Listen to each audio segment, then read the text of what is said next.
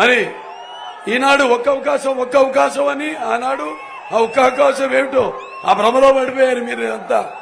ఆ ఒక్క అవకాశం ఏమీ లేదు. ఒకటేమో కోడికత్తి, రెండోదేమో వాళ్ళ బాబాయిని హత్య చేసి వివేకానంద రెడ్డి గారిని అధికారంలోకి వచ్చిన జగన్ ఏం చెప్పాలి దాని గురించి? సిద్ధం అంటాడు. దేనికి సిద్ధం? మీరే ఆలోచించండి. తల్లిని చెల్లిని ఇంటి నుంచి తరిమేశాడు.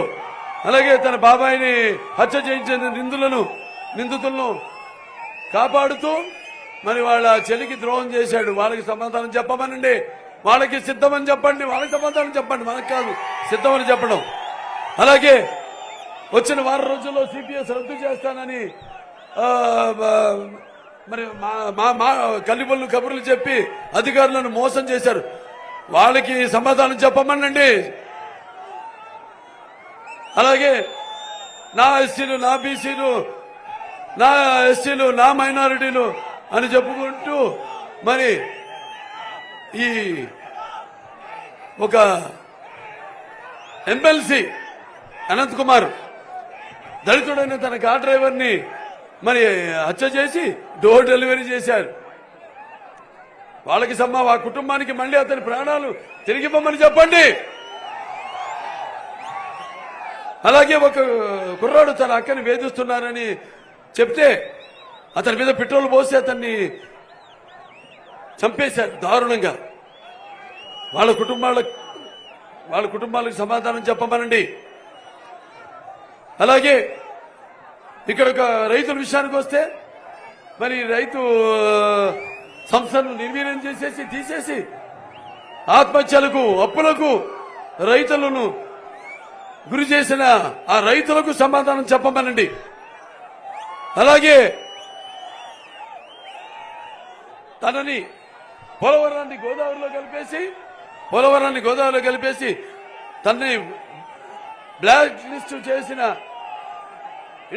ఎవరైతే కాంట్రాక్టర్లలో వాళ్ళందరూ పెట్టిన డబ్బును తిరిగి వాళ్ళకి ఇవ్వమనండి. మన తెలుగుదేశం కార్యకర్తలు, సర్పంచులు, గిరిపంచులు అందరూ కూడా అభివృద్ధి ధ్యేయంగా ఎన్నో పనులు చేపట్టారు అప్పుడు చేసి. ఆ డబ్బులన్నీ తిరిగి ఇవ్వమనండి. కేంద్ర ప్రభుత్వం ఇచ్చింది డబ్బు ఇవ్వమని మళ్ళీ వీళ్ళు కోర్టుకు వెళ్లారు. అది వీళ్ళు కోర్టుకు వెళ్ళడం ఏంటో నాకు అర్థం కాల.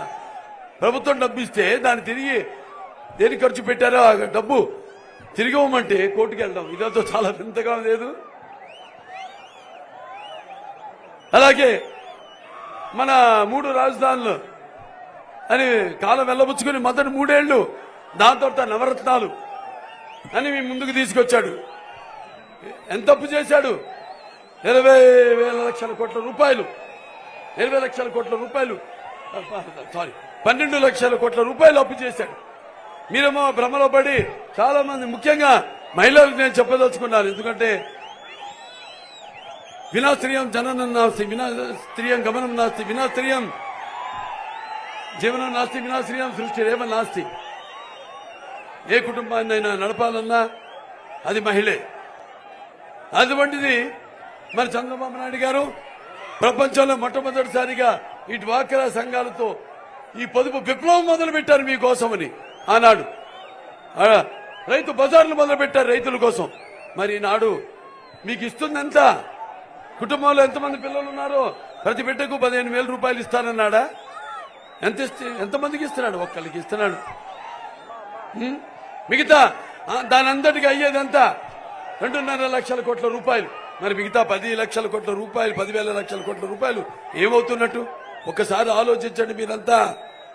ఇవాళ అన్ని కార్పొరేషన్లు ఏదైతే బీసీ ఉందో, ఎస్సీ ఉందో, మైనారిటీస్ కార్పొరేషన్ మొత్తం అన్ని కూడా నిర్వీర్యం చేసేసి ఆ డబ్బులన్నీ కూడా మళ్లించేసి ఇవాళ అతని మాయలకి, మోసాలకి మీరు లోబడకండి.